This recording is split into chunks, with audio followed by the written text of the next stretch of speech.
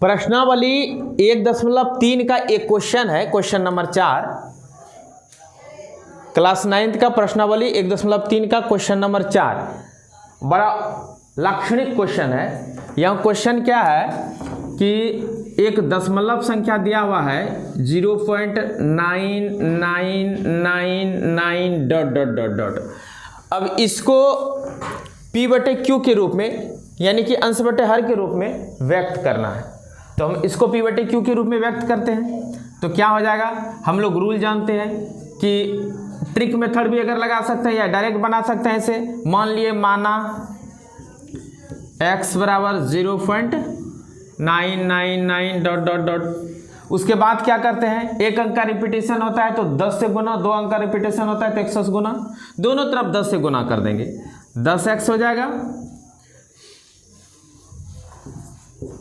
दोनों तरफ 10 से गुणा करने पर ये लिख देना चाहिए, 10x हो जाएगा। इधर क्या होगा, ये दशमलव यहाँ आ जाएगा 9.99। इसमें तो अनेकों 9 दे सकते हैं। फिर अब क्या है, ऊपर में जो हम x माने इसको समीकरण 1 मान लेंगे और इसको समीकरण 2 मान लेंगे और समीकरण 2 में 1 को घटा देंगे।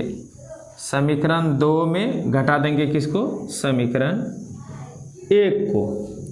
जब घटाते हैं 10x में 1x घटेगा, 9x बचेगा और यहाँ 9.999 में 0.999 अगर घट जाता है तो सीधे 9 बचेगा। खाली x बराबर 9/9। एक्चुअल में ये 1 आना चाहिए था, x बराबर क्या आना चाहिए था, 1 आना चाहिए था। लेकिन 1 से अगर ये भिन्न संख्या 1 है, 1 से अगर ये फिर लाने कहेगा तो भारी समस्या है। 1 से ये नहीं आएगा। आप 1 को कोई भी पूर्ण संख्या से कैसे दशमलव लाएंगे, भिन्न रहता है तब तो दशमलव आता है, तब फिर ये कहाँ से आया। प्रश्न यही है। बनाना तो आसान है, आप बना देंगे।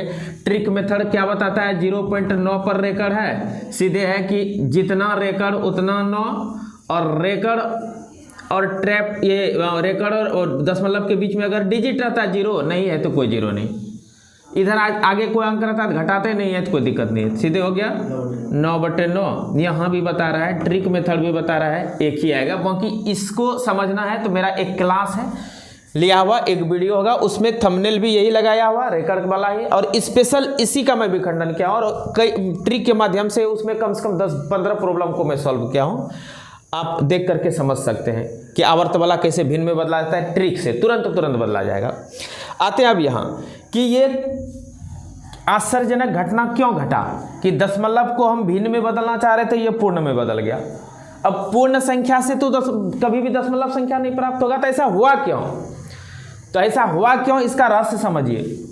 यूक्लिड विभाजन एल्गोरिथम है a बराबर BQ प्लस R, और यहाँ बता रहा है कि R जो है ये B से यानी भाजक से हमेशा क्या होना चाहिए, छोटा होना चाहिए और 0 के बराबर या 0 से बड़ा होना चाहिए।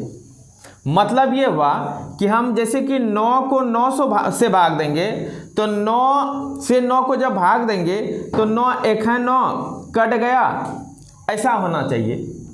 और अगर हम जबरदस्ती कहेंगे 9 को 9 से नहीं कटाएंगे, हम 0 ले लेंगे और दशमलव देखिए 0 देंगे यहाँ, और उसके बाद इसको हमको कटाना है 9 धंग नवा भी नहीं कटाएंगे, 9 नमा कटा देंगे, 9 नमा 81 घट के बचा 9।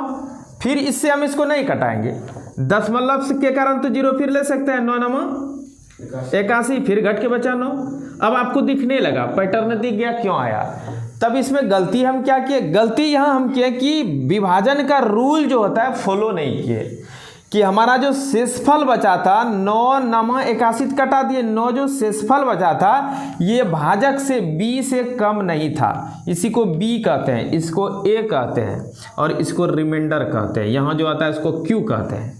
यूक्लिड विभाजन एल्गोरिथम है कि ये जो शेषफल का मान है, शेषफल का जो मान है ये भाजक से हमेशा क्या होना चाहिए, छोटा होना चाहिए। भाजक से हमेशा छोटा होना चाहिए।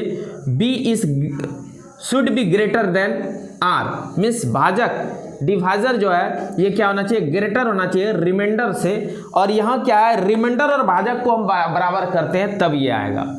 और 9/9 के साथ नहीं होगा, किसी भी डिजिट को अगर उसी से भाग देंगे और विभाजन के इस रूल को फॉलो नहीं करेंगे तो ये हम प्राप्त कर सकते हैं। एक और उदाहरण मैं दूं, 4 से 4 को भाग देना है तो 0.0 कट रहा था, आराम से कट रहा था। दशमलव तो तब लेने का है जब भाजक से ये छोटा हो, लेकिन यह भाजक से छोटा नहीं है, जबरदस्ती में दशमलव ले रहे हैं। और उसके बाद 0 लेके 4 धन 40 कटेगा, ये भी नहीं कटा के 4 नम हम 36 कटा देंगे और शेषफल 4 बचा दिए।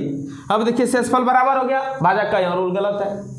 क्या कि रिमाइंडर थ्योरम बता रहा है कि रिमाइंडर का मान हमेशा जो है डिवाइजर से क्या होना चाहिए, छोटा होना चाहिए, और बराबर तो कभी होना ही नहीं चाहिए। यही गलती करते हैं, इसी गलती के कारण फिर 4 नम 36, फिर 4 आ जाएगा, दशमलव से 0, 4 नम 36। अब देखिए हमेशा जो हम शेषफल ले रहे हैं वो भाजक के बराबर, रिमाइंडर का वैल्यू डिवाइजर के बराबर हो रहा है, जो कि रिमाइंडर थ्योरम के रूल के विरुद्ध है।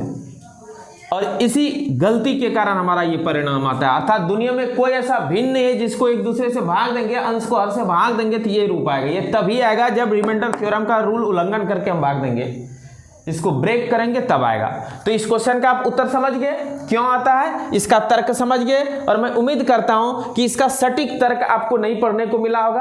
आपको ये सटीक तर्क लगा, अच्छा लगा तो आप इस वीडियो को ज़्यादा से ज़्यादा शेयर करें अपने दोस्तों तक, ताकि 9th क्लास में पढ़ने वाले जो बच्चे हैं सबको जानकारी मिले, साथ ही साथ और जो नहीं जानते उनको भी जानकारी मिल सके। ठीक है, फिर मिलते हैं नेक्स्ट क्लास में।